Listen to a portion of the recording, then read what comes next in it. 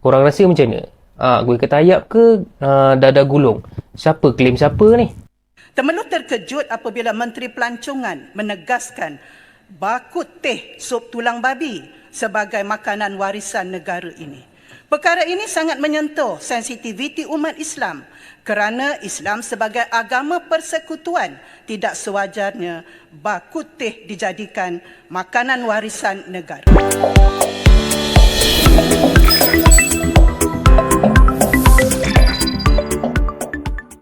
Assalamualaikum warahmatullahi wabarakatuh. Halo teman-teman, jumpa lagi di Aryan M Channel. Oke, buat teman-teman yang klik video ini seperti biasanya, saya harapkan mudah-mudahan teman-teman selalu dalam kondisi sehat walafiat.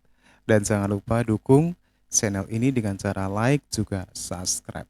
Oke, di kesempatan kali ini saya mau react sebuah video dari miliknya Atanwa Media dengan judul Abang Malaysia Protes Dadar Gulung dari Indonesia Masuk Kategori Best Pancake in the World. Satu ulasan tentang makanan Indonesia yang masuk, ini kalau nggak salah masuk di 50 besar dunia. Bisa jadi yang terenak, terlezat. Oke teman-teman ya, sebelum kita berkomentar, kita akan lihat dulu seperti apa videonya.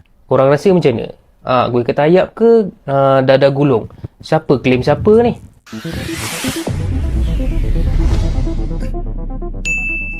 Assalamualaikum warahmatullahi wabarakatuh. Salam jumpa lagi dengan kami di channel ini. Salam Pancasila. Semoga rahmat Tuhan selalu menyertai kita semua. Oke, kali ini ada salah satu cuitan dari warganet tetangga yang membahas soal kuliner dan merupakan makanan ringan di negaranya dan masuk nominasi Best Pancake in the World.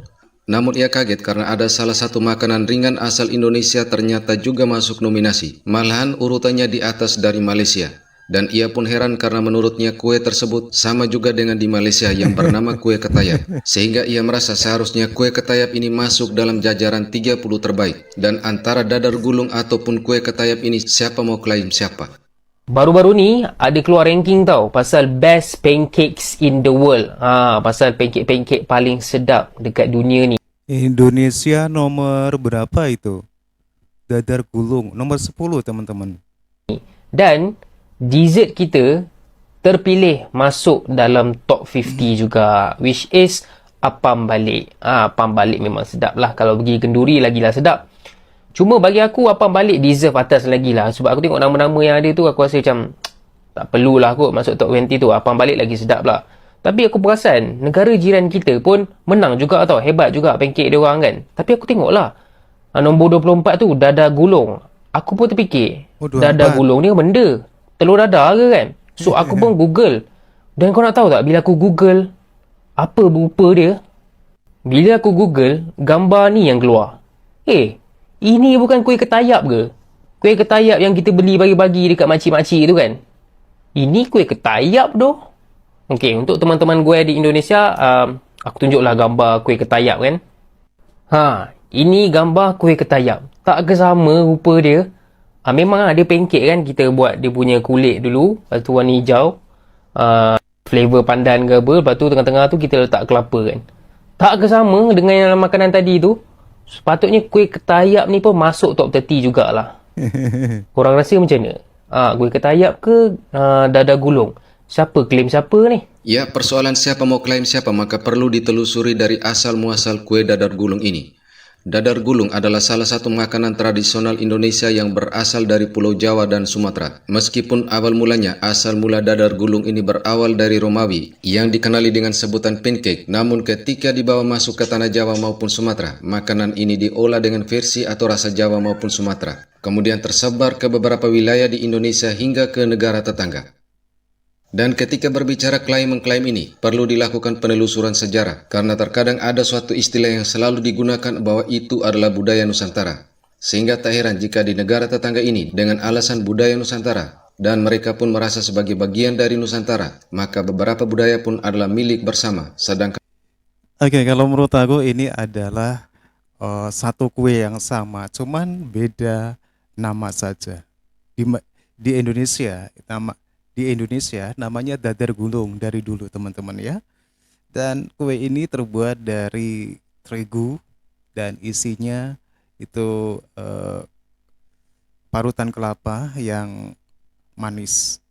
yang dikasih gula. Sementara di Malaysia itu bernama ketayak. Sebenarnya ini makanan yang sama, cuman beda nama saja kalau menurut saya, teman-teman ya.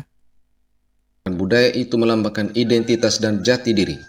Maka tak heran jika persoalan makanan pun ataupun kuliner sekarang ini menjadi salah satu masalah pro dan kontra yang sedang trending di negara tetangga, yaitu terkait dengan kuliner bakute yang hendak dijadikan warisan kuliner nasional. Namun banyak yang menolaknya dan ada kesan dijadikan isu perkauman. Temenuk terkejut apabila Menteri Pelancongan menegaskan bakut teh sup tulang babi sebagai makanan warisan negara ini. Perkara ini sangat menyentuh sensitiviti umat Islam kerana Islam sebagai agama persekutuan tidak sewajarnya bakut teh dijadikan makanan warisan negara. Banyak jenis makanan yang lain yang boleh diterima oleh semua bangsa. Apakah alasan Menteri Pelancongan? Dan saya ada betul. Saya juga rasa kecewa dengan kritikan yang dilontarkan oleh seorang pemimpin muda di dalam kerajaan perpaduan berkenaan isu pakutik yang disenaraikan sebagai makanan warisan oleh Kementerian Pelancongan, Seni dan Budaya. Pada pandangan saya, salah satu tujuan kita untuk memasukkan sesetengah makanan ke dalam senarai makanan warisan heritage food di Malaysia adalah untuk menarik pelancong asing, khususnya pelancong dari Asia Timur seperti China, Jepun, Korea, Hong Kong, Taiwan dan lain untuk melawat Malaysia. Mengikut Presiden Malaysian Chinese Tourism Association, terdapat lebih 100,000 pelancong dari negara China telah melawat Malaysia menjelang Tahun Baru Cina ini, iaitu sejak 5 Februari tahun ini. Dalam tempoh ini, wujudnya 5,000 kumpulan pelancongan ataupun tour groups dan pelancong-pelancong ini telah membelanjakan RM1 bilion hingga 1.5 bilion di negara kita. Kita tahu semua negara di dunia ini bersaing untuk menarik pelancong dari negara China ke negara mereka masing-masing. Malaysia juga terpaksa bersaing dengan negara-negara jiran kita di Asia Tenggara. Yang salah satu tarikan bagi pelancong dari negara China adalah keberbahagian bahasa, budaya dan makanan di Malaysia. Sama seperti pisang. Putih minta laluan sikit. Nanti bagi saya habiskan ni, saya bagi bak kutih tadi tu. Iyalah, kalau guna daging babi, jadi halal, jadi tak halal lah, jadi haram lah. Gunalah daging yang kita boleh makan, apa jadi masalah? Ha? Penjelasan? Daging kambing boleh, daging lembu boleh, daging ayam boleh, daging itik boleh, Penjelasan daging sikit. angsa boleh, kan? Boleh, Apa penjelasan. jadi masalahnya? Bat tu Ini sendiri pun bermakna kita bat. nak jadikan konflik dalam negara kita. Sedangkan ada banyak makanan lain. Dodol pun dijadikan makanan Minta laluan, warisan. Boleh bagi laluan tak? Kolok pun dijadikan sebagai makanan warisan. Apa jadi Boleh masalah? bagi laluan. Semua benda dalam negara kita ni nak dipolitikkan. Ini jadi masalah dalam negara kita. Kita tu, kalau dia dapatkan undi, kan, dia nak buat bah kutih halal. Bila nak dapatkan undi ada kepentingan, dia nak buat bah kutih halal. Kenapa sekarang ini tak cadangkan bah kutih halal?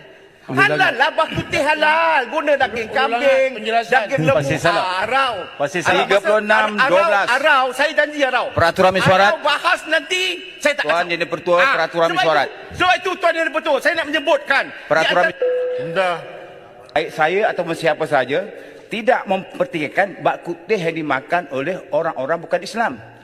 Kita hanya memberi pandangan supaya dijelaskan statusnya halal ataupun haram. Sebab bak tu sendiri apa makna dia? Kaki babi. Yang berhormat. Tapi saya refer dalam Wikipedia, bak tu sendiri dirujuk pada sup tulang rusuk khinzir. Ya. Bak ni, Ipoh Timur, tolong jelaskan apa maksud bak tu. Bak ni dalam bahasa Hokkiennya, bak tu daging. Bukan seperti yang cuba diputar belitkan oleh rakan-rakan sebelah sana, katanya khusus dan spesifik daging khinzir. Itu salah. Dikatakan mereka ni sebenarnya menipu. Cuba nak memutar belitkan untuk mewujudkan sentimen ketegangan dan kebencian. Seolah-olah bak ni daging khinzir yang sebenarnya tipu oleh sebelah sana. Memang Saya kerja- tahu. memang Saya kerja- tahu sebab saya Hokkien.